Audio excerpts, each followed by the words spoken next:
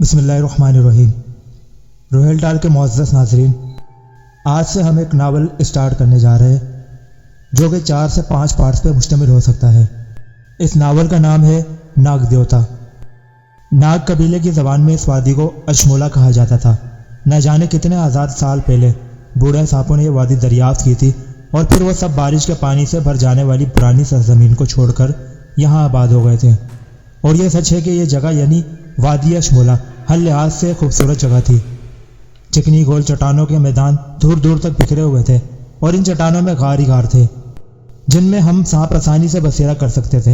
پھر اس سے آگے جنگل تھا جس میں ہاتھی، شیر، گینڈے، چیتے، جوہڑوں میں مگرمچھ اور نہ جانے کیسے کیسے جانور۔ بہرحال میں نے ایسی وادی میں جنم لیا اور امبینا نے بھی۔ ہمارا بچپن ساتھ گزرا اور ہماری دوستی بہت گہری تھی۔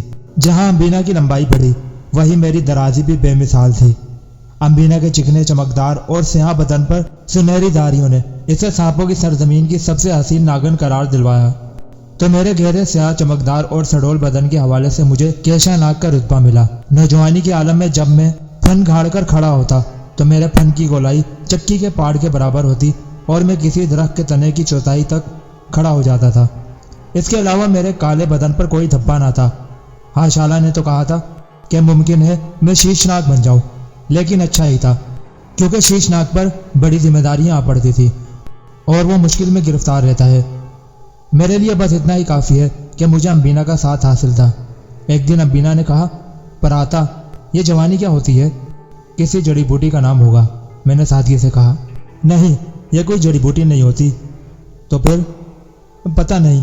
بوڑھی گومتا بہت عرصے کے بعد کینجلی سے نکلی تو مجھے دیکھ کر بولی، پیاری، تو جوان ہو گئی، تو نے اسی سے کیوں نہیں معلوم کیا؟ بہت سے لوگ ناگ گومتا کے پاس آ گئے تھے۔ تو جانتا ہے پراتا، گومتا جب کینجلی سے باہر آتی ہے تو ناگوں کو بڑی عجیب و غریب کہانی سناتی ہے۔ وہ کہتی ہے کہ اس کی عمر 1000 سال ہے اور وہ اچھا داری ہے۔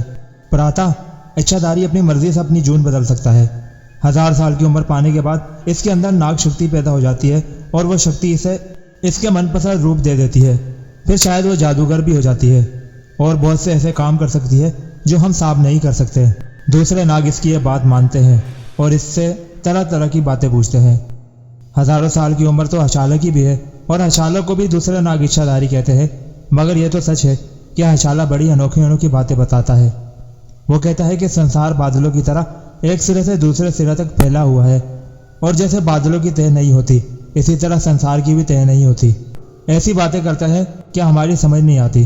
خیر، یہ تو سچ ہے کہ جہاں ایک طرف گومتا سب سے زیادہ عمر کی ہے وہیں ہشالہ بھی اس سے کم عمر کا نہیں، اور جب یہ سنسار کی انوکھی باتیں کرتے ہیں تو سچ مچ کچھ سمجھ میں نہیں آتا کہ کیا کہہ رہے ہیں۔ تیری سمجھ میں آتا ہے؟ نہیں۔ سارے ناگ اور ناگنیں یہی کہتی ہیں کہ ہشالہ اور گومتا سب سے بڑی عمر کے ہیں، اور جانتا ہے گومتا کیا کہتی ہے؟ کیا کہتی ہے؟ وہ کہتی ہے کہ سنسار میں سب سے بڑی عمرہ خوفناک گندی چونچ والوں کی ہوتی ہے جس کے پر پھیلے ہوئے اور بڑے ہوتے ہیں اور گردن پروں سے نیچے ہوتی ہے۔ گومتا ان کا نام گدھ بتاتی ہے۔ اس کے بعد سب سے بڑی عمر ہماری یعنی سانپوں کی ہوتی ہے، پھر ہاتھی کی ہوتی ہے، اسی طرح اور دوسرے جانوروں کی بھی ہوگی، مگر بات پھر وہی آ جاتی ہے، جوانی کیا ہوتی ہے؟ ایک کام کرتے ہیں، میں نے امبینا سے کہا۔ کیا؟ ہشالہ کو میں نے ریت کے ٹیلوں کے دوسرے پار جاتے ہوئے دیکھا تھا۔ گومتا نے جو بات آدھی بتائی ہے ہم ہشالہ سے پوچھتے ہیں، شاید وہ ہمیں پوری بات بتا دے۔ ہاں، یہ ٹھیک ہے، جتنا گومتا جانتی ہے اتنی ہی باتیں ہشالہ کو بھی معلوم ہے۔ آؤ پراتا، ہشالہ کی تلاش میں چلتے ہیں۔ سو ہم چٹانوں کی وادی سے دوسری طرف یعنی اس طرف جہاں جنگل نہیں تھا بلکہ بھوری ریت کے پہاڑ پھیلے ہوئے تھے اور ایسے کہ نگاہوں کی حد ختم نہ ہو، اور جب تک سورج چمکے تو اتنے گرم کہ ان پر سے گزر جاؤ تو سمجھو ساری کھال جل جائے، لیکن جو ہی سورج چھپے تو برف کی طرح ٹھنڈے اور ایسے کہ ان پر چلتے ہوئے نئی زندگی حاصل ہو۔ اور ویسے تو ہم اس طرف کبھی مجبوری کی حالت میں ہی رخ کرتے تھے کیونکہ ریت کے دوسرے پار بھی ہمارے لیے کچھ نہ تھا، بس کبھی کبھی ایسے بوڑھے کیڑے مکوڑے نظر آ جاتے تھے جن کی بے شمار ٹانگیں ہوتی ہیں اور جو کھانے میں لذت رکھتے ہیں، لیکن ایسا ہم اس وقت کرتے ہیں جب آسمان پر چاند چمک رہا ہوتا تھا، اور امبینا کو یہ ٹھنڈی ریت چاند کی پیلی روشنی میں بھی بہت اچھی لگتی تھی۔ وہ کہتی تھی کہ کاش چاند کا سنہرا رنگ میرے بدن کی زینت بن جائے اور میں چاند کی رنگت میں رنگ جاؤں تو کیسی لگوں۔ اور یہ سچ ہے کہ امبینا بہت خوبصورت تھی، بچپن سے ہی وہ مجھے اچھی لگتی تھی، اور میں یہ سوچتا تھا کہ کہیں زندگی کے کسی لمحہ ایسا نہ ہو کہ امبینہ کہیں دور نکل جائے اور میں اسے تلاش نہ کر پاؤں۔ ایسا اگر ہوتا تو میں نہیں جانتا کہ میرے لیے جینا کتنا مشکل ہو جاتا۔ اور میں نے امبینہ سے کہا بھی تھا۔ تو نے سنا امبینہ؟ کیا؟ اگر تو کبھی مجھ سے جدا ہو گئی تو میں صرف ایک کام کروں گا۔ کیا؟ سورج کی گرم روشنی میں ریت کے میدان میں نکل جاؤں گا اور اس وقت تک سفر کرتا رہوں گا جب تک میرا جلستا ہوا بدن پانی نہ چھوڑنے لگے اور اس سے زخموں کا پانی نہ ابلنے لگے، اور پھر میں سکڑ کر بہت چھوٹا ہو جاؤں گا اور زندگی ختم ہو جائے گی۔ یہ ہوگا۔ یہ سن کر امبینہ کی آنکھیں خوف سے بڑھ گئی اور وہ اپنا پھن میرے پھن پر رکھ کر کہتی، خبردار، دوبارہ ایسی بھیانک بات کبھی نہ کہنا۔ پراتا، اگر کبھی ایسا ہو بھی جائے گا تو میں بھی تجھ سے زیادہ فاصلے پر نہیں ہوں گی اور تیرے پیچھے پیچھے میں بھی ریت کے اس میدان میں سورج کی روشنی میں گزر جاؤں گی۔ تو اس وقت جب تیرا بدن سکڑا کہیں پڑا ہوگا تو میرے بدن کا فاصلہ بھی تجھ سے زیادہ دور نہ ہوگا۔ یہ میں نے تجھے بتایا ہے۔ تو پھر ہم ایک دوسرے سے دور کیوں ہیں؟ امبینہ گھسیری نگاہوں سے مجھے دیکھ کر کہتی اور بات ختم ہو جاتی۔ سو یہ الجھن ہمارے لیے مشکل بنی ہوئی تھی کہ آخر جوانی کیا چیز ہوتی ہے۔ اور یہ بھی اچھی بات تھی کہ حشالہ کی تلاش میں ریت کے میدان سے گزرتے ہوئے آخری راتوں کا چاند ابھر آیا تھا اور ہم نے یہ طے کر لیا تھا کہ اگر حشالہ ہمیں جلدی مل گیا تو اس سے پوچھیں گے اور بات ختم ہو جائے گی۔ تو پھر ہوا یوں کہ ہم چل پڑے اور بھوری ریت پر حشالہ کے بدن کی لکیریں تلاش کرتے ہوئے وہاں پہنچ گئے جہاں وہ پھن اٹھائے بیٹھا ہوا کسی سوچ میں غرق تھا۔ ہمیں دیکھ کر وہ زور سے پھنکارا اور ہم سر جھکائے اس کے سامنے کھڑے ہو گئے تو اس نے غصے سے کہا، بے وقوفو، تمہارا دماغ خراب ہے جو اس طرف نکل آئے ہو؟ آخر تم چاہتے کیا ہو؟ میں یہاں عبادت میں مصروف ہوں اور مستقبل کا حال جاننے کے لیے کوششیں کر رہا ہوں۔ تم میری عبادت میں خلق انداز کیوں ہو رہے ہو؟ ہمیں معلوم نہیں تھا بزرگ حشالہ کہ تم اتنا بڑا کام کر رہے ہو۔ ویسے ہم نے تمہیں ادھر آتے ہوئے دیکھا اور ہماری ایک مشکل تھی جس کے بارے میں ہم تم سے معلوم کرنا چاہتے ہیں۔ مشکل؟ ہاں مشکل۔ کیا بات ہے؟ کیا تم پریشان ہو؟ نہیں، بس ایک سوال تھا جس کا جواب تیرے ہی پاس ہو سکتا ہے۔ کیسا سوال؟ حشالہ نے پوچھا۔ حشالہ، یہ جوانی کیا چیز ہوتی ہے؟ امبینہ نے اپنے مخصوص انداز میں پوچھا اور حشالہ چونک کر اسے دیکھنے لگا۔ پھر اس کی نگاہیں امبینہ کے پھن سے لے کر دم تک سے گزر گئیں اور اس کے بعد اس نے مجھے سر سے پاؤں تک دیکھا۔ پھر بولا، کیا تم مجھ سے مذاق کر رہے ہو؟ نہیں حشالہ، ہم تو تیری عزت کرتے ہیں، بھلا ہماری ہمت کہ تو اس سے مذاق کریں۔ اصل میں بوڑھی گھومتا نے امبینہ سے کہا تھا کہ وہ جوان ہو گئی ہے، تو امبینہ مجھ سے پوچھنے لگی کہ جوانی کیا ہوتی ہے۔ میں تو خود نہیں جانتا، اس کو کیا بتاؤں۔ جواب میں حشالہ مہربان نظر آنے لگا اور اس نے کمال مہربانی سے کہا، اصل میں تم بہت معصوم ہو اور تمہارے اس سوال نے میرا سارا غصہ ٹھنڈا کر دیا۔ جو یہ پوچھے کہ جوانی کیا ہوتی ہے وہ تو بچہ ہی ہو سکتا ہے، حالانکہ تم بچے نہیں ہو۔ جہاں تک میرا اندازہ ہے تمہاری عمر بھی 800 سال سے کم نہیں ہوگی، اور 200 سال گزریں گے تو تم اپنی عمروں کے 1000 سال پورے کر لو گے۔ صحیح معنوں میں جوانی تو تم پر اس وقت سجے گی جب تم 1000 سال کے ہو کر اچھا داری ہو جاؤ گے۔ بے وقوف ناگو ناگن، آج پوچھ لو تم مجھ سے کیا پوچھنا چاہتے ہو۔ حشالہ، تیری مہربانی ہوگی، تو ہم پر اس قدر مہربان ہے اور یہ باتیں بتاتا ہے۔ بات کیوں ہے کہ چھوٹی سی بات جوانی کی آئی تھی، اور یہ تو تجھے پتہ ہے حشالہ کہ امبینہ میری بچپن کے ساتھی ہے اور ہم ایک دوسرے سے دور رہنے کا تصور بھی نہیں کرتے۔ تو ایک بات اس سے معلوم کرنی تھی جوانی کے بارے میں۔ اپنے چکنے سڈول اور پھرتیلے بدن دیکھو، اور بات یوں بھی ہے کہ پراتا تو کیشا ہے۔ کیشا اس ناگ کو کہتے ہیں جو دوسرے تمام ناگوں سے لمبا اور خوبصورت ہوتا ہے۔ تیرے اندر کوئی دھبا نہیں ہے، یعنی تو ان سانپوں میں سے ہے جن کے لیے جادوگر مارے مارے پھرتے ہیں، ورنہ ہر ناگ میں کوئی نہ کوئی کھوٹ ہوتی ہے۔ بہت سے ناگ جادوگر تجھے پا کر اپنا جادو مکمل کر سکتے ہیں، اور یہ تو اچھا ہی ہوا کہ تو نے مجھ سے اپنے بارے میں معلوم کر لیا، اور تو ہوشیار رہے گا ان جادوگروں سے۔ اور امبینہ، یہ تو تیری ذمہ داری ہے کہ جب یہ کسی ایسی جگہ ہو جہاں جادوگر اس پر قابو پا سکے اور یہ ان سے مقابلہ کر کے انہیں ہلاک نہ کر دے، تو اس کی نگرانی کر۔ تو سمجھ رہی ہے نا، یہ تیرا ناگ ہے اور تو اس کی ناگن۔ سمجھ رہی ہے یہ بات؟ اور اچھی طرح غور کر لے۔ اور اب تو سن پراتا کہ امبینہ ناگنوں میں سب سے حسین ناگن ہے، اور تم دونوں ہی ایک دوسرے کے لیے ہو، اور تمہیں نئے جہان ملیں گے۔ سو ہم نے کچھ فیصلے کیے اور سفر کے منصوبے بنا کر چل پڑے کہ جنگلوں کے اتنے حصے کا سفر کریں گے کہ واپسی میں وقت نہ ہو۔ ویسے بھی ہم نے اپنی اس وادی سے ایک مخصوص فاصلے تک ہی علاقہ دیکھا تھا اور اس سے آگے کے بارے میں ہماری معلومات نہیں تھی، چنانچہ تھوڑا سا معلومات میں اضافہ ہی ہو جائے تو بہتر ہے۔ غرض یہ کہ امبینہ تو ہمیشہ ہی میرے ساتھ ہوا کرتی تھی، چاہے صورت حال کیسی بھی ہو اور کچھ بھی ہو، تو ہم سفر کرتے رہے اور بہت دور تک سفر اختیار کیا تھا ہم نے۔ بہت سی نئی چیزیں ہماری نگاہوں کے سامنے آئی۔ جنگل میں رہنے والے نئے عجیب و غریب جانور، کچھ درختوں کی بلندیوں پر چھلانگیں لگاتے ہوئے، کچھ زمین پر ہماری طرح رینگتے ہوئے، لیکن بہت سے ایسے جنہیں ہم نے پہلے کبھی نہیں دیکھا تھا۔ ہاں، ہاتھی، شیر، گینڈے، چیتے وغیرہ تو ہمارے قریب و جوار میں موجود تھے اور کتنی ہی بار ہم انہیں دیکھ چکے تھے۔ ہمارا اور ان کا کوئی ایسا مسئلہ نہیں تھا جو پریشان کن ہو اور ان سے ہمارا جھگڑا ہو جائے، لیکن بہرحال ہمیں چونک کے اب ایک نئی زندگی کی تلاش تھی، اسی لیے ہم اپنے مستقبل پر غور کر رہے تھے اور ایک ایک شکل کو دیکھ رہے تھے۔ اور اس دن اس وسیع اور اس گھنے اور چوڑے درختوں کی شاخوں پر لٹکے ہوئے ہم لوگ باتیں کر رہے تھے کہ ہم نے دور سے شیروں کا ایک جوڑا دیکھا اور ہماری توجہ ان کی جانب مبذول ہو گئی۔ شیر کا سر بہت ہی بڑا تھا اور وہ بڑا لمبا چوڑا نظر آ رہا تھا۔ امینا پسندیدہ لہجے میں بولی، کتنا خوبصورت جوڑا ہے، کیوں نہ ہم لوگ شیر کا روپ اختیار کریں، کیسا رہے گا؟ ابھی امینا نے اپنا جملہ پورا بھی نہ کیا کہ دفعتاً ایک ہاتھی کی چنگھاڑ سنائی دی۔ ایسی زبردست چنگھاڑ تھی کہ زمین کانپتی محسوس ہو رہی تھی، لیکن ہم نے شیروں کو دیکھا کہ وہ اس چنگھاڑ کو خاطر میں نہیں لا رہے تھے۔ انہوں نے ہاتھی کو دیکھ لیا تھا جو اپنی سونڈ اٹھائے شیروں کی طرف بڑا چلا آ رہا تھا۔ شیروں کے جوڑوں نے آپس میں مشورہ کر کے شاید کوئی فیصلہ کر لیا تھا اور اس فیصلے کے تحت دونوں ایک دوسرے سے تھوڑے تھوڑے دور ہو گئے تھے۔ جیسے ہی ہاتھی سامنے آیا، شیرنی نے ہاتھی پر چھلانگ لگائی اور ہاتھی کی سونڈ پر پنجہ مارا۔ شیر نے ایک چکر کاٹا اور چھلانگ لگا کر ہاتھی کی پشت پر چڑھ گیا۔ اب کیفیت یہ تھی کہ شیر کے پنجے ہاتھی کے بدن میں گڑے ہوئے تھے اور ہاتھی نے پشت پر جمے ہوئے شیر کو سونڈ سے پکڑنے کی کوشش شروع کر دی تھی، مگر شیرنی نے دوبارہ ہاتھی کو سونڈ پر حملہ کر دیا اور اندازہ یہ ہو رہا تھا کہ اب یہ دونوں ہاتھی پر قابو پا لیں گے۔ در حقیقت ہاتھی اب بری طرح پریشان نظر آ رہا تھا۔ اس کی خوفناک چنگھاڑیں اور شیروں کی ہیبت ناک آوازیں ہم سن رہے تھے۔ درختوں پر موجود پرندے گھبرا کر اپنے آشیانوں سے نکل پڑے تھے اور آسمان پر پرواز کرنے لگے۔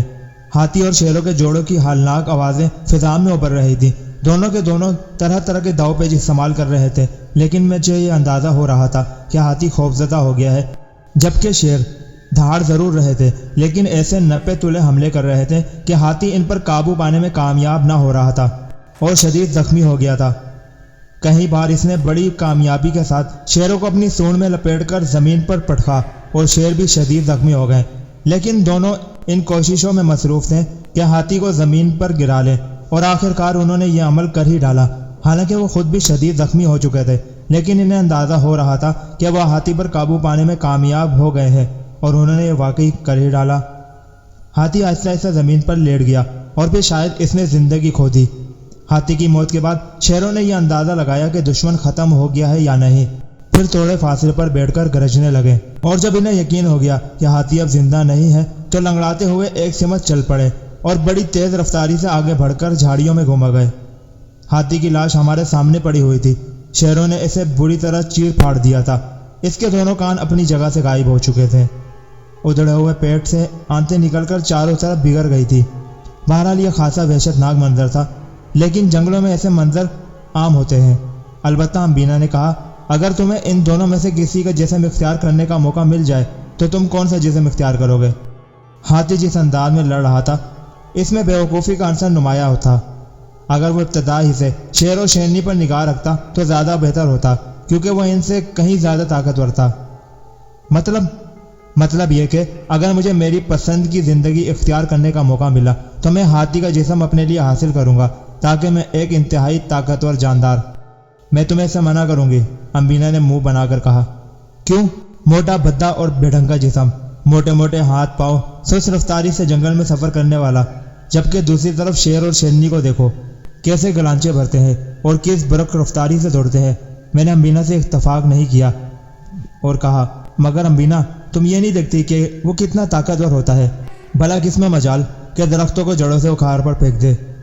بہرحال یہ تو ابھی کی بات ہے، دیکھیں گے، سوچیں گے، لیکن میں شیرنی بننا ہی پسند کروں گی، تم جس طرح سے مناسب سمجھو۔ میں نے کہا نا، ابھی تو اس میں وقت ہے اور وقت گزرتا رہا۔ ہم نے جنگل میں بہت سے جانور دیکھے، ہر ایک کی اپنی اپنی الگ حیثیت تھی۔ پھر یوں ہوا کہ وقت بہت سا بیت گیا اور ایک دن جب میں امینا کے پاس پہنچا تو وہ بڑی پریشان بیٹھی ہوئی تھی۔ میں نے اس سے اس کی پریشانی کی وجہ پوچھی تو وہ کہنے لگی، یہاں میرے پھن کے نچلے حصے میں گردن کے پاس ایک عجیب سی تکلیف کا احساس ہوتا ہے، اور دیکھو یہ حصہ کس طرح پھول سا گیا ہے۔ ارے ہاں واقعی، مگر تعجب کی بات ہے، یہ تکلیف تو ہم دونوں کو ایک ہی ساتھ محسوس ہوئی۔ کیا مطلب؟ شاید میں بھی تمہیں یہی بتانے آیا تھا کہ میری گردن کے پاس بھی ایسے ہی تکلیف ہے۔ واقعی تمہاری کیفیت میری جیسی ہی ہو رہی ہے۔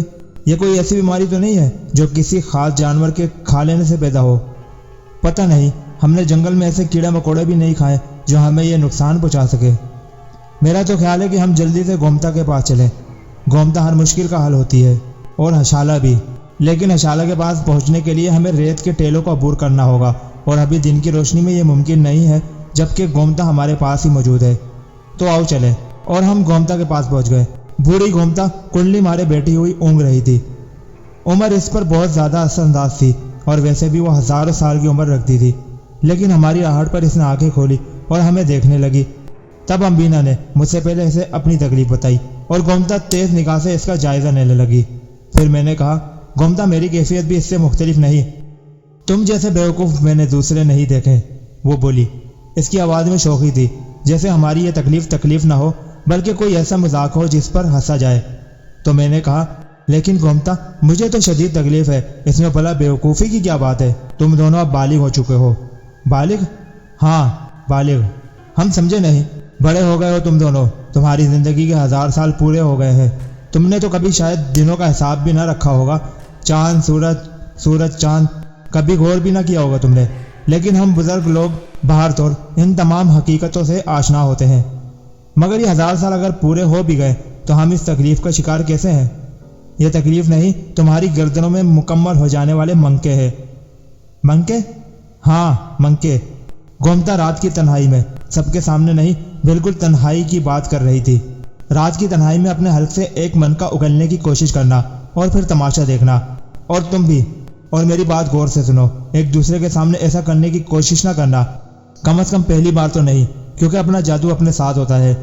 ہم دونوں حیرانی سے ایک دوسرے کی صورت دیکھنے لگے۔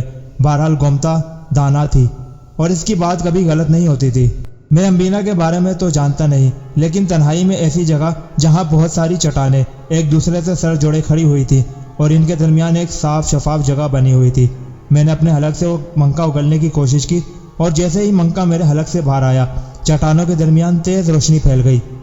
ایک عجیب سا گول سا خوبصورت سا پتھر، جس سے بڑی اپنائیت محسوس ہوتی تھی اور جس کی روشنی میں دور دور تک دیکھا جا سکتا تھا، اور اس میں تڑپنے والی بجلیاں مجھے میرے علم کا حساب بتا رہی تھی، یعنی یہ کہ زندگی میں مجھے کیا کیا کیفیت حاصل ہو گئی تھی، اور میں سب سمجھ رہا تھا، سب دیکھ رہا تھا۔ ترب مسرت سے میں نے جھوم کر منکے کو واپس اپنے سینے میں اتارا اور بدمست ہو کر امبینا کی تلاش میں چل پڑا۔ واقعی بڑی حسین چیز تھی ہے، اور مستقبل کا تصور بے حد خوشگوار، یعنی اب وہ تمام آرزویں پوری کرنے کا وقت آ گیا تھا جو دل میں تڑپتی تھی، اور امبینا کی بھی تو یہی خواہش تھی۔ ہاں بس میں یہ ذرا دیکھنا چاہتا تھا کہ امبینا اپنا کام مکمل کر چکی ہے یا نہیں۔ پھر ہم دونوں کا آمنا سامنا ہو گیا۔ وہ بھی شاید مجھے یہی اطلاع دینے کے لیے پہنچی تھی، اور جیسے ہی وہ میرے قریب پہنچی، اس نے اپنے بدن کے بل میرے بدن میں ڈال دیے۔ ہم دونوں محبت سے ایک دوسرے سے لپٹ گئے، اور ہمارے بدن ایک دوسرے سے الجھ کر یکجا ہو گئے۔ یہ مسرت کا اظہار تھا۔ امبینا نے میرے کان میں سرگوشی کی۔ وہ منکا تو بے حد ہی خوبصورت تھا، اس کی روشنی تو بڑی دور دور تک پھیلی جاتی تھی، اور اس میں زندگی کے رنگ تڑپتے ہوئے محسوس ہوتے ہیں، اور ہمیں اپنا مقصد بھی نظر آتا ہے، اور وہ قوتیں بھی جو ہمیں حاصل ہو گئی ہیں۔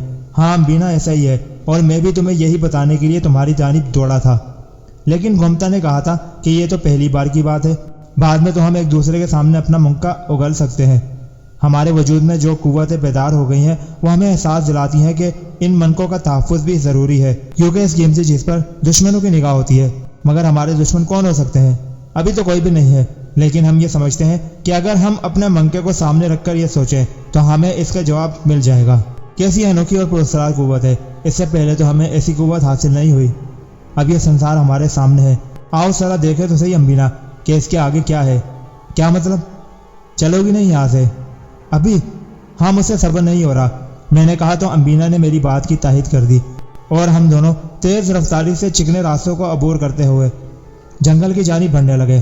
سفر میں جب ہم جنگل سے بہت دور نکل آئے، اتنی دور جہاں ہماری قوتیں ہمارا ساتھ دے رہی تھی اور جہاں اس سے پہلے ہم نہیں آئے تھے، تو ہم نے پراسرار زلزلوں سے دھواں اڑتے ہوئے دیکھا، لیکن ساتھ ہی ان کو عبور کرنے کے بعد ایسے خوبصورت علاقے بھی جہاں پانی کے آبشار گر رہے تھے، اور زمین پر پھیلی ہوئی نرم گھاس اس طرح ہموار تھی کہ یقین نہ آئے اور اس نرم گھاس میں ہم بڑی خوشی سے کلیلے کرتے ہوئے بہت دور جا نکلے، یہاں تک کہ سورج کی روشنی نامودار ہوئی، لیکن سورج بھی ریت کے گرم ٹیلوں کو نقصان پہنچاتا ہے، اس گھاس کو نہیں۔ اور جو سورج کی روشنی میں بھی اس طرح سرسبز و خراب رہی تھی، اور جو گھنے درخت یہاں موجود تھے وہ اس قدر ٹھنڈے تھے کہ الفاظ میں بیان نہیں کیے جا سکے تھے، اور یوں تھا کہ آبشار کے اوپر سے گرتی ہوئی پھواریں ان درختوں کو بھگو رہی تھی۔ ہم درختوں کی شاخوں میں لٹک گئے، یہ ہمارا محبوب مشغلہ تھا، یہیں بیٹھ کر اب ہمیں آگے کے لیے مستقبل کے فیصلے کرنے تھے۔ امینا مسرور لہجے میں بولی، کتنا اچھا لگتا ہے سنسار کے بارے میں معلومات حاصل کرنا۔ تم دیکھو یہ جگہ کتنی خوبصورت ہے، اور نہ جانے کون کون سی ایسی جگہیں ہوں گی جنہیں خوبصورت کہا جا سکے۔ بہرحال یہاں پر رہ کر ہم دیکھیں گے کہ ہماری زندگی کیسے گزرتی ہے۔ نہیں امینا، ہم یہاں سے آگے بڑھیں گے۔ اچھا اب یہ بتاؤ کہ ہم کون سی جون حاصل کریں؟ میں تو فیصلہ کر چکا ہوں۔ کیا یہی کہ ہاتھی بنو گے؟ جبکہ میں نے تم سے کہا تھا کہ مجھے وہ بھدا اور بے ڈول جانور بالکل پسند نہیں، لیکن مجھے پسند ہے کیونکہ وہ بہت زیادہ طاقتور ہوتا ہے۔ میں نے اسے دیکھا ہے امینا، تم ذرا غور کرو، میرے لمبے لمبے سینگ ہوں گے، وہ جو منہ سے باہر نکلے ہوئے ہوتے ہیں اور جو بہت خوبصورت ہوتے ہیں، اور پھر اتنا طاقتور اور توانا بدن۔ ٹھہرو میں تمہیں دکھاؤں گا کہ میں کیا کیا کر سکتا ہوں۔ امینا ہنسنے لگی اور پھر بولی، بھدے اور بیتوں کے لوگوں گے، مگر میری طاقت کے سامنے اور کوئی چیز نہیں ٹھہر سکتی۔ مگر شیروں کے جوڑوں نے تو ہاتھی کو ختم کر دیا تھا، وہ ہاتھی کی بیوقوفی تھی، میں اتنا بیوقوف نہیں۔ تم ایسا کرو، ابھی میری تقلید مت کرو، میں جو کچھ بن جاؤں تم بس ذرا میرا کارنامہ دیکھنا، کیا سمجھی؟ ٹھیک ہے، مگر اس کا طریقہ کار کیا ہوگا؟ ارے ہاں، اس کا طریقہ کار کیا ہوگا؟ میں نے حیرت سے سوچا۔ ہاں، شالہ نے تو ہمیں اس بارے میں نہیں بتایا اور نہ ہم نے پوچھا، لیکن پھر ایک ترکیب میرے ذہن میں آئی۔ میں نے درخت سے اترنے کے بعد اپنا من کا اگلا اور اس پر نگاہیں جما کر یہ سوچنے لگا کہ جون بدلنے کے لیے مجھے کیا کرنا ہوگا، اور مجھے فوراً جواب مل گیا۔ مجھے صرف یہ سوچنا تھا کہ مجھے کیا بننا ہے، اور جو میں سوچوں گا وہ ممکن ہو جائے گا، بس اتنا سا عمل ہوگا۔ میں نے امینا کو اس بارے میں بتایا اور وہ حیرت اور مسرت کے ساتھ مجھے دیکھنے لگی، اور پھر بولی، تو پھر تم اپنا یہ کام کر کے دکھاؤ۔ ہاں، اور تم؟ نہیں، ابھی نہیں، میں صرف تمہارا تجزیہ کروں گی۔ بس تو ٹھیک ہے، تم دیکھنا میں اپنی قوت سے کیا کیا کارنامے سر انجام دیتا ہوں، میں نے کہا، اور اس کے بعد ہم دونوں تیار ہو گئے۔ امینا مجھ سے کچھ فاصلے پر کلڈی مار کر بیٹھ گئی، اس کا چوڑا پن پھیلا ہوا تھا اور وہ پرشوق نگاہوں سے مجھے دیکھ رہی تھی۔ تب میں نے اپنے ذہن میں ایک بدمس اور طاقتور ہاتھی کے بارے میں سوچا، جس کا قد درخت کے برابر اونچا ہو اور اس کے سفید دانت کہیں کہیں فٹ منہ سے باہر نکلے ہو۔ اور اچانک ہی میرے بدن میں ایسی کولہن ہونے لگی جیسے دلدلوں میں گرمی ابلتی ہے اور بلبلے پیدا ہوتے ہیں۔ میرے پورے جسم کی یہی کیفیت ہو گئی تھی، لیکن اس میں کوئی تکلیف نہیں تھی۔ ہاں، جسم پھیلتا جا رہا تھا اور مجھے یوں لگ رہا تھا کہ جیسا میرا قد اونچا ہوتا جا رہا ہو، لمبا چکنا اور سڈول بدن پھیلتا جا رہا ہو۔ اور پھر کچھ ہی دیر کے بعد میں نے اپنے آپ کو محسوس کیا تو حیرت سے میرے منہ سے چیخ نکل گئی، لیکن یہ چیخ ایسی تھی کہ جنگل کے لاتعداد پرندے درختوں سے اڑ گئے۔ امینا سہم کر پیچھے ہٹ گئی۔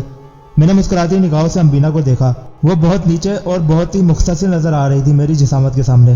میں خوشی سے بدمست ہو گیا، میں اب ایک خونخوار اور طاقتور ہاتھی کی شکل اختیار کر چکا تھا، اور مجھے اپنی یہ کیفیت دیکھ کر دلی خوشی کا احساس ہو رہا تھا۔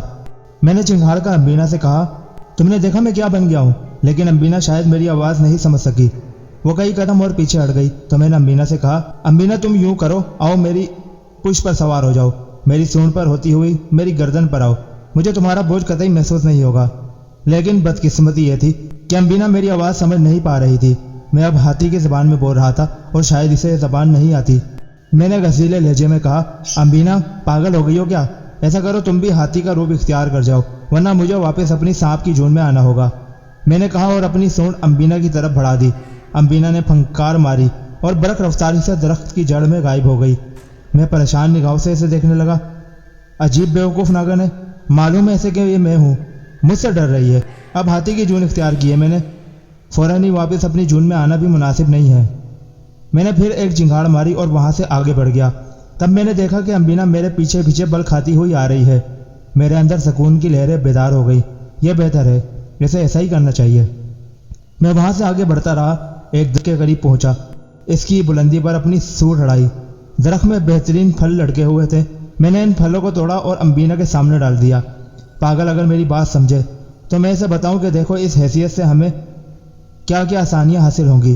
پھر میں نے بہت سے پودے اکھاڑ دیے، درختوں کو گرایا اور بڑی بڑی جھاڑیوں کو رون دیا۔ میری چنگار سے چاروں طرف دہشت پھیل رہی تھی، حالانکہ رات کا وقت تھا۔ اپنی اپنی کمین گاؤں میں سوئے ہوئے درندے پرندے اور سارے جانور دہشت زدہ ہو کر بھاگ رہے تھے، اور میری خوشی اور مسرت کی انتہا نہیں تھی۔ یہ ہے طاقت، اور اسے کہتے ہیں طاقت کا روپ۔ امینہ دیکھتی آ رہی تھی اور میں پرمسرت انداز میں آگے بڑھتا جا رہا تھا۔ پھر بہت دور تک میں اس طرح تباہی و بربادی پھیلاتا ہوا آگے بڑھتا رہا، اور اس کے بعد ایک جگہ بیٹھ گیا۔ امینہ پھر مجھ سے تھوڑے فاصلے پر آ کر پھن کھاڑ کر کھڑی ہو گئی۔ میں نے اس سے کچھ کہنے کی کوشش کی، لیکن وہ سمجھ ہی نہیں پا رہی تھی، تو میں نے واپس اپنی جون اختیار کی اور کچھ دیر کے بعد دوبارہ سانپ کے روپ میں آ گیا۔ وہ پریشان نگاہوں سے مجھے دیکھ رہی تھی۔ اس نے کہا، پراتا، کیا تباہی اور بربادی کی سلامت کو تم بہتر سمجھتے ہو؟ امینہ، تو پاگل ہے، تو بالکل پاگل ہے۔ تو سوچ بھی نہیں سکتی کہ اس بدن کو پانے کے بعد میری مسرتوں کی انتہا نہیں تھی۔ ارے دیوانی، سنسار میں اگر کسی کے پاس طاقت ہو تو سمجھ لے کہ سارا سنسار اس کے چرنوں میں ہوتا ہے۔ ہم صاحب کی حیثیت سے بھلا کیا قوت رکھتے ہیں؟ اگر کہیں دور دراز کی بستیوں میں نکل جائیں تو جنگل کے جانور ہی ہمیں ہلاک کر دے۔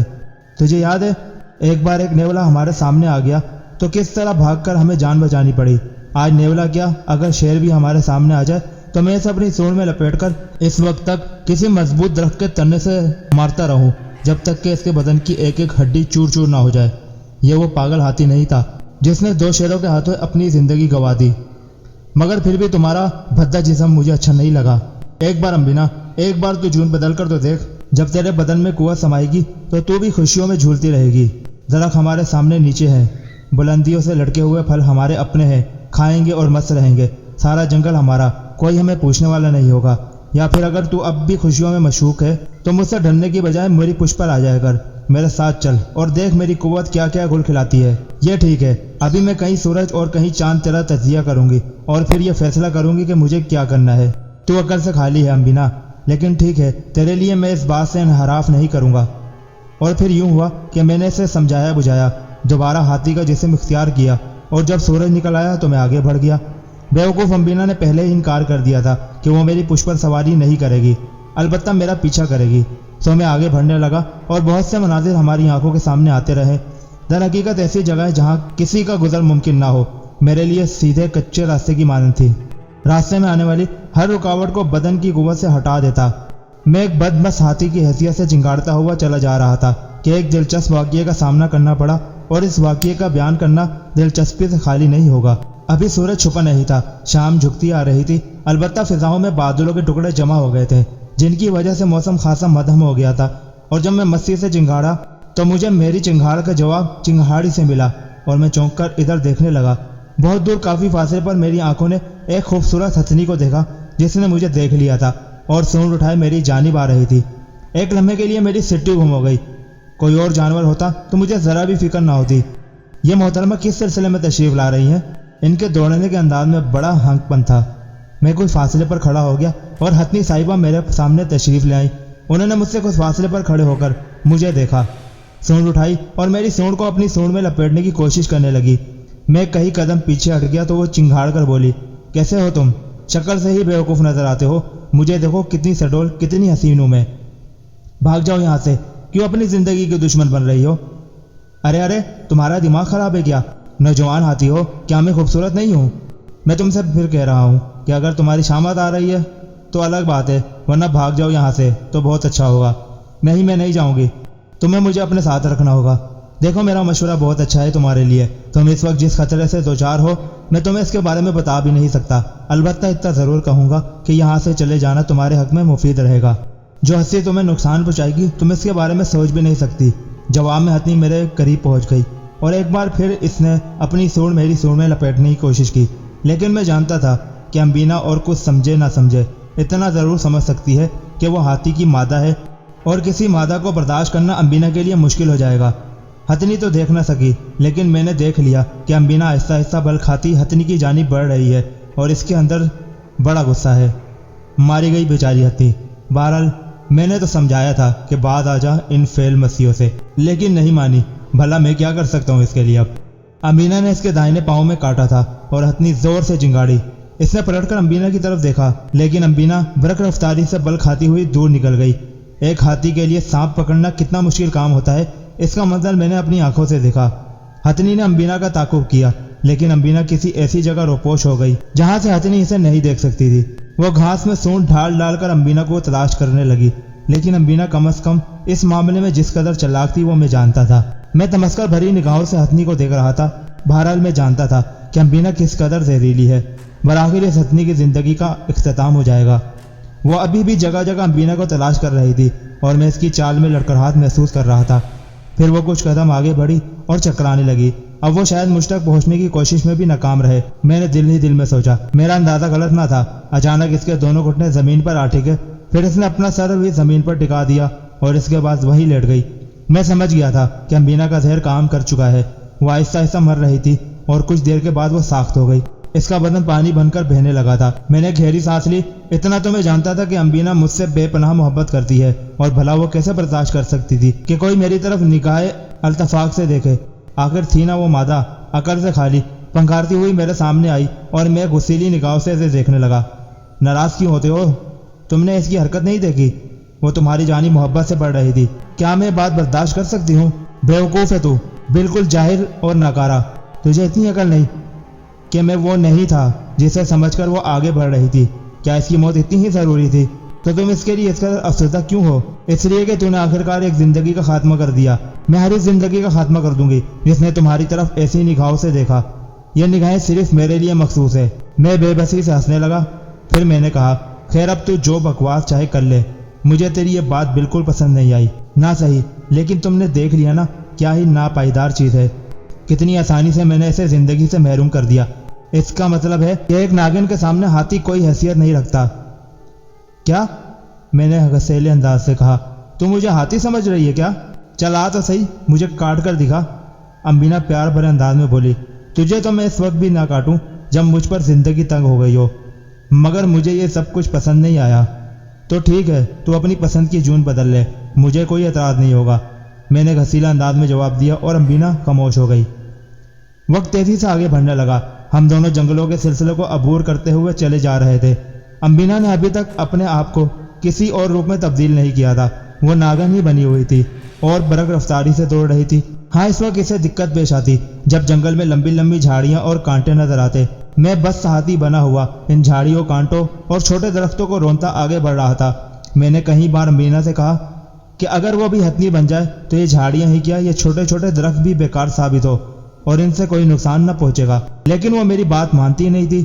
پھر رات کا وقت تھا۔ کہیں دور سے ہاتھیوں کے چنگھاڑنے کی آوازیں سنائی دینے لگی۔ غالباً ہاتھیوں کا کوئی گول تھا۔ میں نے سوچا کہ مجھے ان سے بچنا چاہیے، کہیں ان کی وجہ سے مجھے کوئی نقصان نہ پہنچ جائے۔ چنانچہ میں نے رخ تبدیل کر دیا اور تیز رفتاری سے ایک جانب بڑھنے لگا۔ پھر اچانک ہی کچھ ہو گیا۔ ہاں، بالکل ہی اچانک۔ میں یوں محسوس کرنے لگا جیسے میرے قدموں تلے سے زمین نکل گئی ہو اور میں آسمان سے زمین میں گرتا جا رہا ہوں۔ یہ تھا اس کہانی کا پہلا پارٹ۔ کل انشاءاللہ اسی وقت اس کہانی کا دوسرا پارٹ اپلوڈ کر دیا جائے گا۔ چینل کو سبسکرائب کر کے گھنٹی کا بٹن ضرور دبا دیجیے تاکہ دوسرے پارٹ کا نوٹیفیکیشن آپ کو بر وقت مل جائے۔ کامنٹس میں آپ ضرور بتائیے گا کہ آپ کو یہ سلسلہ وار ناول کیسا لگا۔ ملتا ہوں دوسرے پارٹ کے ساتھ۔ اللہ حافظ۔ پاکستان زندہ باد۔